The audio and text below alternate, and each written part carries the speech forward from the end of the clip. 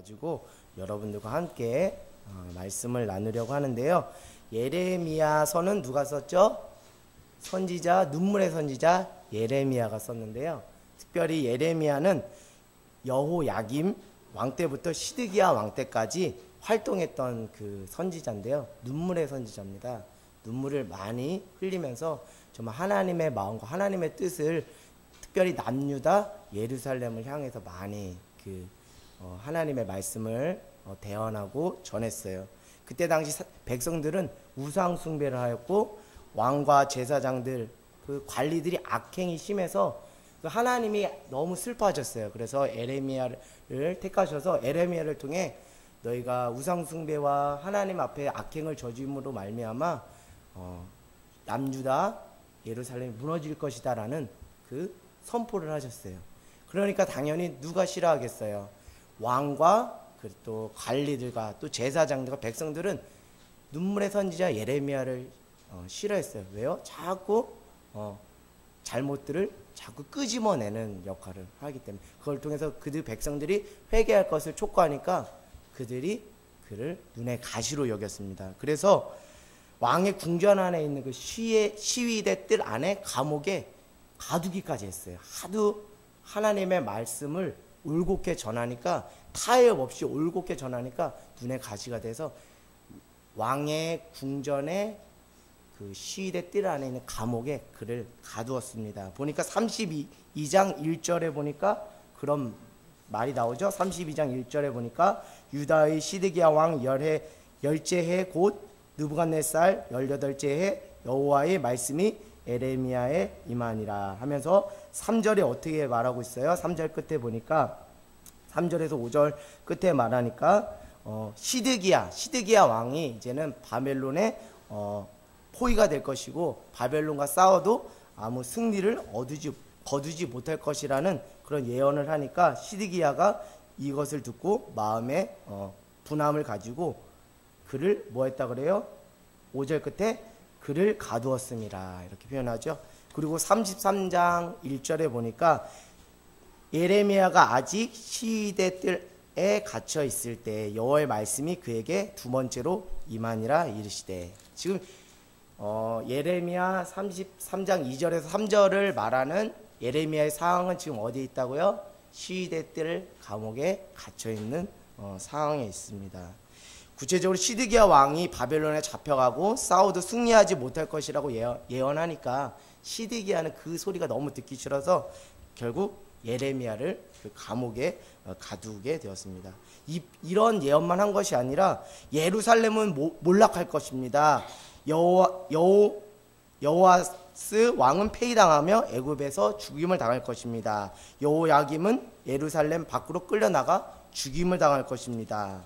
뭐 이런 등등의 정말 하나님 앞에 바로 서지 못하면 하나님께서 책망하실 것이라는 그 예언의 말씀을 올곧게 전했어요. 그래서 당시 사람들이 많이 그를 싫어했어요. 그래서 그를 눈의 가시로 생각을 했습니다. 그래서 결국 왕의 시위대 뜰 안에 갇히는 그 어려움도 겪었는데요.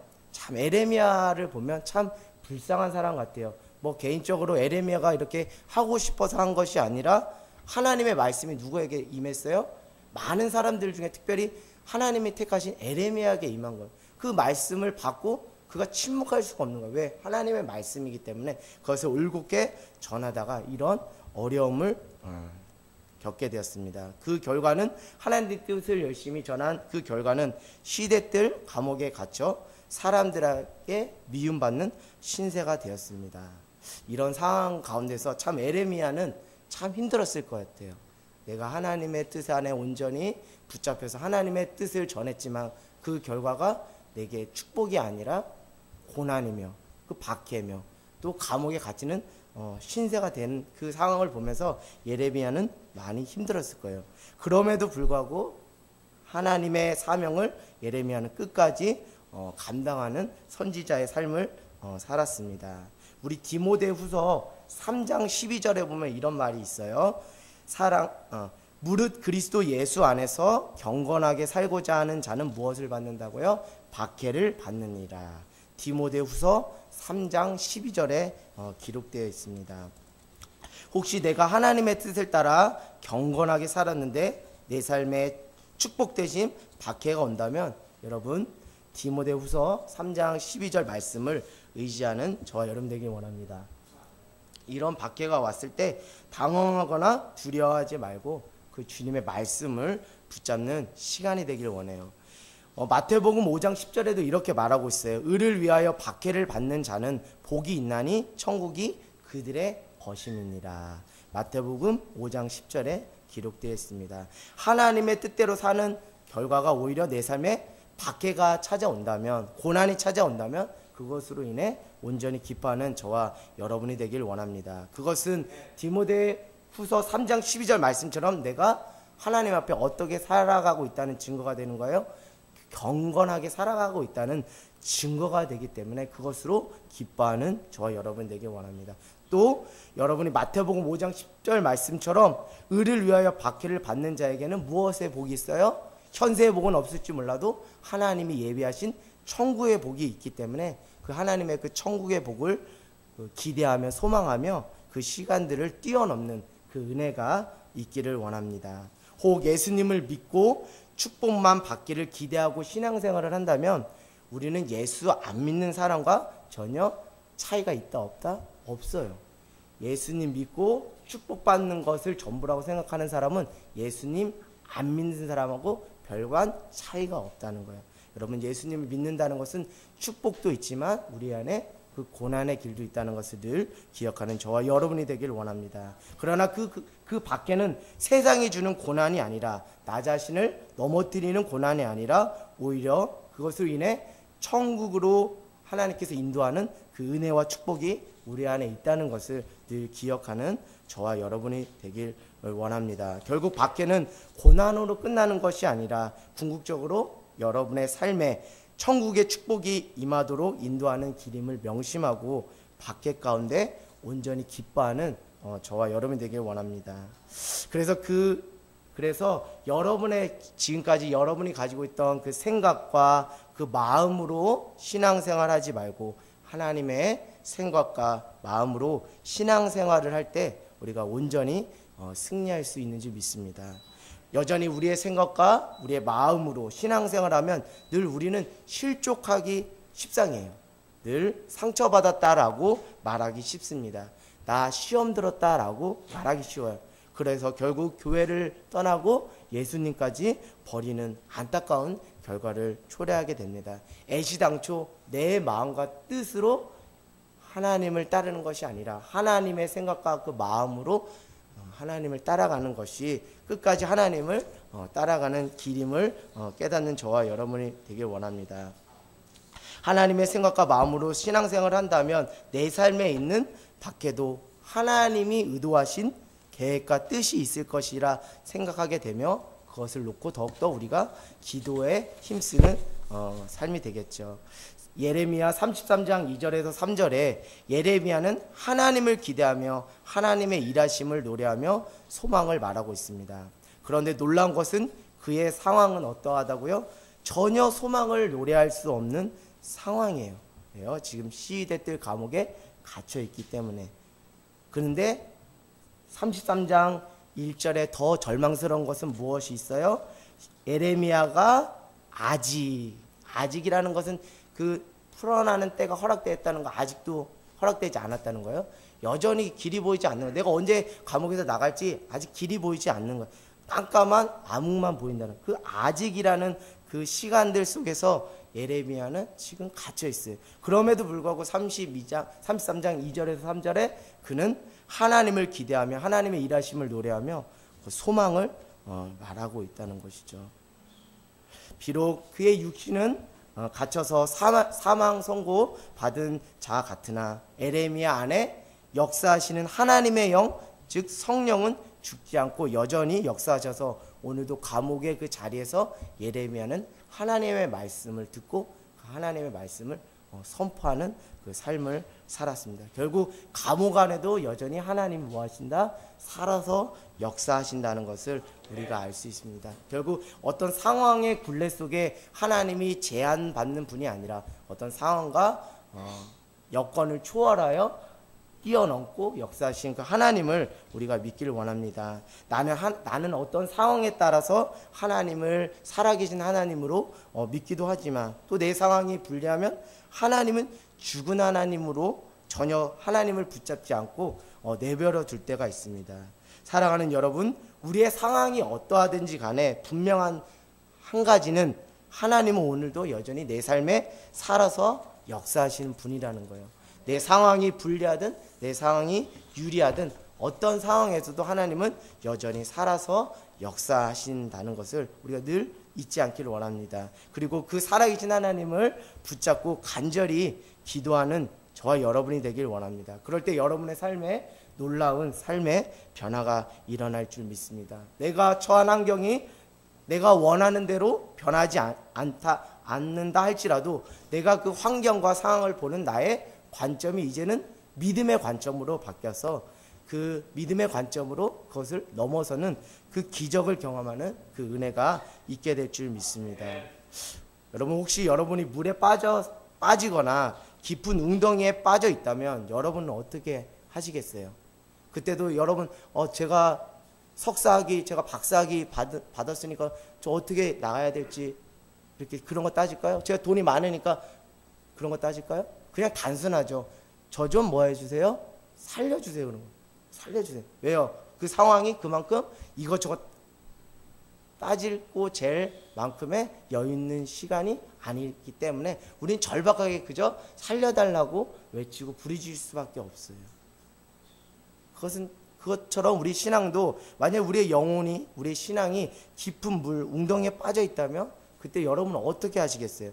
그때도 내가 성경 지시고 몇 장 몇 절 찾아보면서 내가 신앙생활 몇 년 한 거 이런 거 따지겠어요? 그럴 만큼의 여유가 있을까요? 없어요. 그냥 그럴 땐 단순하게 하나님 저 좀 살려주세요 라고 하는, 단순해. 신앙생활은 단순할수록 하나님의 은혜가 임할 줄 있습니다. 여러분, 정말 내 육신이 깊은 웅덩이야 물에 빠졌을 때 저 좀 지나가는 사람들이 들을 수 있어요. 저 좀 살려주세요, 저 좀 살려주세요 이렇게 외치는 것처럼 우리의 영혼이 지금 죽어가고 있는데 이것저것 따지고 환경 따지는 것이 아니라 그냥 주님 저를 살려주세요. 저 영혼을 구원해 주세요. 제 삶의 그 깊은 수렁에서 저를 끄집어내 주세요 라고 여러분 단순하게 기도하시기 원해요. 그렇다면 여러분 우리의 기도가 바뀔 수밖에 없어요. 어떤 분들은 이렇게 기도를 하십니다. 침묵 가운데 기도해요. 너무 점잖게 기도해요. 여러분 점잖게 기도하면 지나가는 사람이 들을 수 있겠어요? 여러분이 만약 깊은 웅덩이와 물에 빠져서 조용히 살려주세요 하면 누가 듣겠어요? 마찬가지 여러분의 영혼이 지금 긴박한 상황 가운데 있다면 여러분이 정말 점잖게 기도할 수 있겠어요? 기도할 수 없어요. 그냥 단순하게 주님 저 좀 살려주세요. 저 화려한 경험과 화려한 이력이 있지만 그거 아무 소용없어요. 오직 주님만이 저를 도와주시고 저를 구원해 주실 자입니다. 그래서 처절하게 그냥 울부짖으면서 무릎 꿇고 기도할 수밖에 없는 거예요. 여러분 오늘 그런 그 단순함과 그 절박함과 그 간절함이 있기를 원합니다. 주님 저 좀 살려주세요. 제 영혼이 지금 죽게 되었습니다. 저 좀 살려주세요. 예레미야 33장 3절에 하나님 앞에 예레미야는 이렇게 우리가 간절히 부르짖는 자가 되기를 원하시는 거예요. 33절에 너는 내게 부르짖으라. 내가 내게 응답하겠고 내가 알지 못하는 크고 은밀한 일을 내게 보이리라. 이제는 여러분 부르짖는 영성이 여러분 안에 필요합니다. 여전히 우리 안에 이것저것 따지는 그런 신앙의 이중성이 아니라 단순하고 내 영혼이 정말 빨간불이 들어오면 그때는 여지없이 그냥 그 자리에 엎드려서 주님 저를 살려달라고 저를 구원해달라고 부르짖는 저와 여러분이 되기를 원합니다. 하나님께서는 여러분의 삶을 책임져 주시고 내가 알지 못하는 놀라운 일들을 행하실 줄 믿습니다. 그것을 정말 여러분들이 진짜 간절히 믿는다면 내 영혼을 소생시키시고 내 영혼을 구원하실 분이 오직 하나님 한 분이라는 것을 여러분이 확실히 믿는다면 여러분의 기도가 변화가 될 줄 믿습니다. 그냥 점잖게 기도하는 것이 아니라 그냥 혼자 기도하는 것이 아니라 정말 두 손 들고 처절하게 울부짖으면서 기도할 수밖에. 왜? 그것이 내 영혼을 살리는 유일한 길이 되기 때문이죠. 오늘 이 밤에 이렇게 부르짖으며 기도해 보기를 원해요. 33장 3절 말씀처럼 너는 내게 부르짖으라. 부르짖어봐. 왜 부르짖지 않니? 부르짖어봐. 내가 내게 응답하겠고 내가 알지 못하는 크고 은밀한 일을 내가 보여줄 거니까 제발 부르짖어봐. 제가 예전에 고등학교에서 근무할 때 장학 담당 그 업무를 했어요. 그래서 장학금이 정말 큰 액수였는데 이것을 누군가에 주고 싶었어요. 그래서 공지를 다 했습니다. 그런데 안타까운 것은 주지 못하게 됐어요. 왜 주지 못하게 됐을까요? 그것을 신청하는 사람이 없기 때문에. 오늘도 마찬가지. 하나님은 여러분에게 복을 주시길 원하시지만 여러분이 부르짖지 않는다면 하나님은 그 복을 여러분에게 허락하지 않을 줄 믿습니다. 오늘 그 부르짖음의 그 은혜로 하나님 앞에 나가는 저와 여러분이 될 때 하나님께서 응답하시고 더 넘치게 우리가 알지 못하는 크고 은밀한 일들을 보여주실 줄 믿습니다.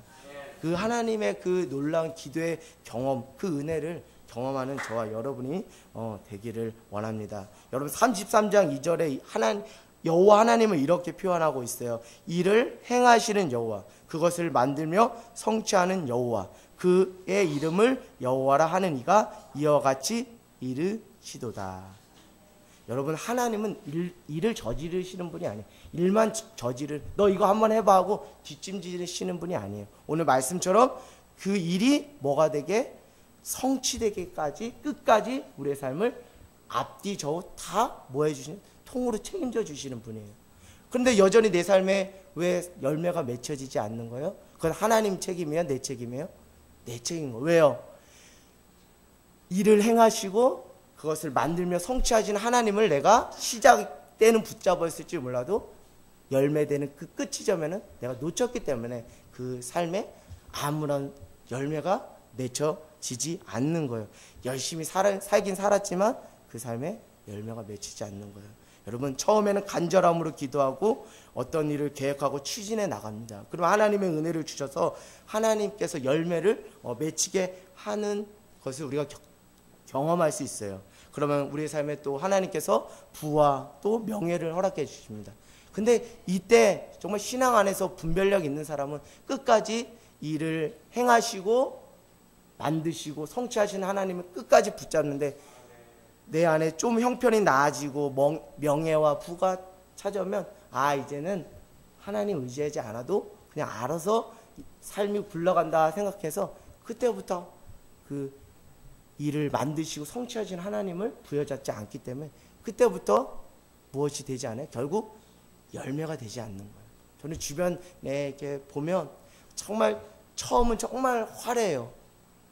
정말 그럴싸하게 시작을 하는데 끝은 그렇게 좋지 않은 분들을 좀 간혹 보면 왜 그런가 했더니 처음에는 기도로 간절함으로 시작했는데 끝에는 그 간절함이 다 사라지고 환경을 의지하고 사람을 의지하고 상황을 보니까 안 되는 구성만 보니까 그 삶에 열매가 되지 않는 것을 우리는 볼 수 있습니다. 따라서 일을 시작하고 그것이 끝에 열매가 되기 위해서는 우리의 삶에 무엇이 있어야 될까요? 말씀이 있어야 돼요. 말씀. 자, 우리 33장 1절을 한번 보면 예레미야가 아직 시대 뜰에 갇혀 있을 때에 여호와의 말씀이 그에게 두 번째로 임하니라 하시니라. 지금 여러분들 상황적으로 보면 지금 하나님의 사명을 받고 하나님의 사명을 완수하는 예레미야는 지금 어디에 갇혀 있어요? 감옥에 갇혀 있기 때문에 그 사명이 열매되기 어려운 불리한 여건과 환경 가운데 있어요. 그럼에도 불구하고 주의 성령을 의지했던 예레미야 안에 무엇이 임했다고요? 여호와의 말씀입니다. 어떤 삶의 위기와 환경의 어려움들 가운데 그것이 열매되지 못하는 그 어려운 위기 가운데 우리가 무엇으로 돌아가야 된다고요? 하나님의 말씀으로 돌아가는 은혜가 있기를 원합니다. 오늘 지금 감옥에서 그 사역의 그 위기 가운데 있었던 예레미야는 그 주의 성령을 의지함으로 그 안에 하나님의 말씀이 부어짐으로 다시 그 말씀을 의지해서 그 사역을 이루어갈 수 있는 은혜가 있었습니다. 여러분 온전한 믿음이란 건 결국 우리가 온전한 믿음을 가지려면 하나님의 말씀으로부터 그 온전한 믿음이 오는 거예요. 내가 믿습니다. 저는 믿습니다. 주님 제가 믿습니다. 라는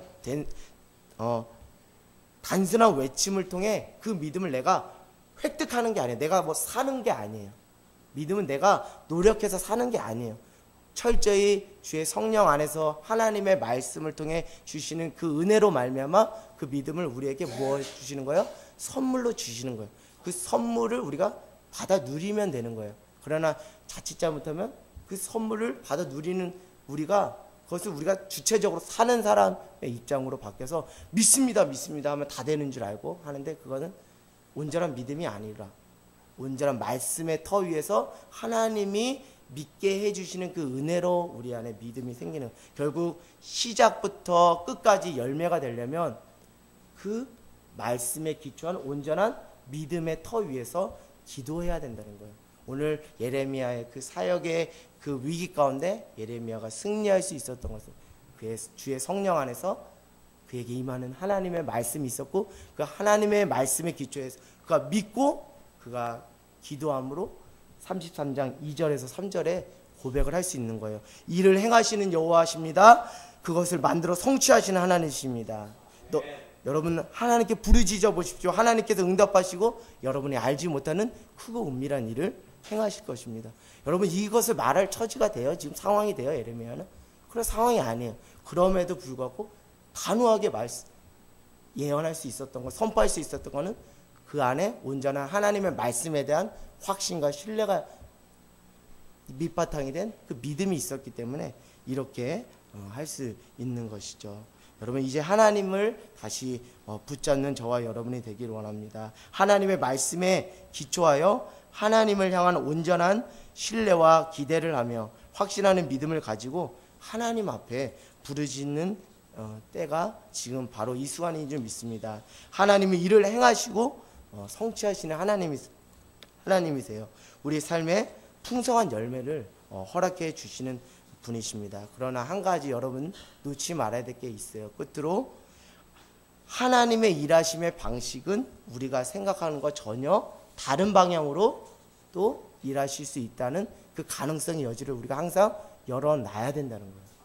그렇게 할 때 내가 알지 못하는 크고 은밀한 일을 경험하는 은혜와 축복을 경험하게 되는 거예요.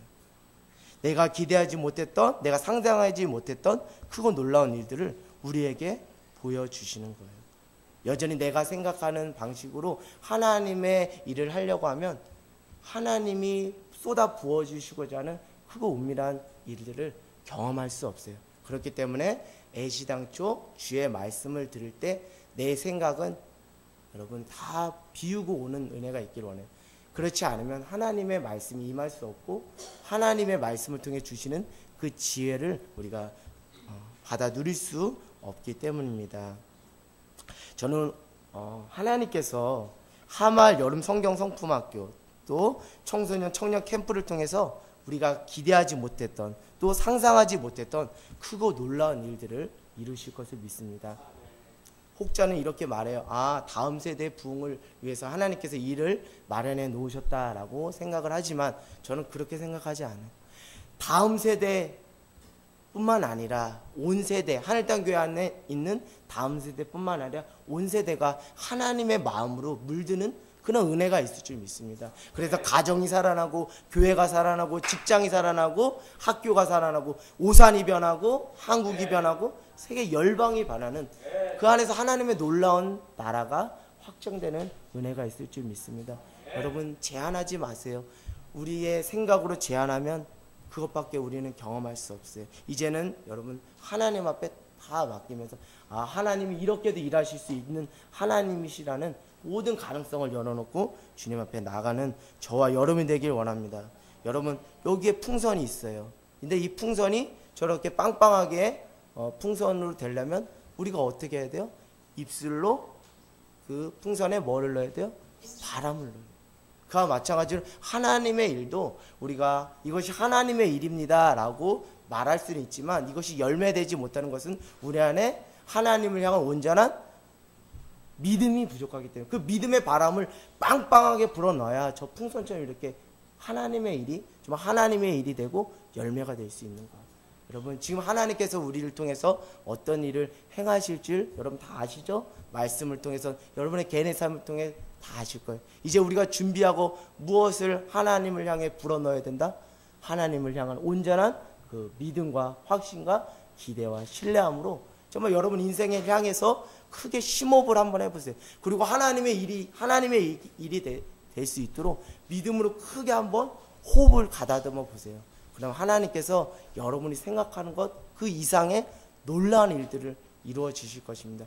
이런 것들을 경험하는 귀한 여름 사역들이 되길 원해요. 저는 오늘 우리 지연이를 칭찬하고자 하는 그런 차원에서 말씀드린 것이 아니라 같이 은혜를 나누는 차원에서 말씀드리면, 우리 지연이가 지난주 청소년교회 여러분들 공동회에 참여해서 다 아시다시피 여러분들 앞으로는 컵을 닦지 마십시오. 저희 청소년교회가 다 책임지겠습니다 라고 우리 지연이가 그렇게 성도들 앞에서 다 선포를 했어요. 하나님의 마음으로 선포를 했어요. 근데 그것이 선포로만 끝난 것이 아니라 그것이 열매가 되었어요. 왜냐하면 지난주 다이가 원래 설거지를 해야 되는데 다이가 예배 드리고 일이 있어서 급하게 나갔어요. 그래서 다이가 해야 될 것을 빵꾸가 난 거죠. 그래서 제가 지연이한테 지연아 그래도 너희들이 감당해야 되지 않겠니? 라고 했더니 끝까지 기도하면서 우리 승준이를 같이 세워서 승준이랑 같이 컵을 따갔더라고요. 그걸 보면서 우리 지연이가 그냥 빈말로 한 것이 아니라 하나님의 마음으로 그렇게 말했구나 라는 생각을 하면서 정말 하나님 앞에 감사했습니다.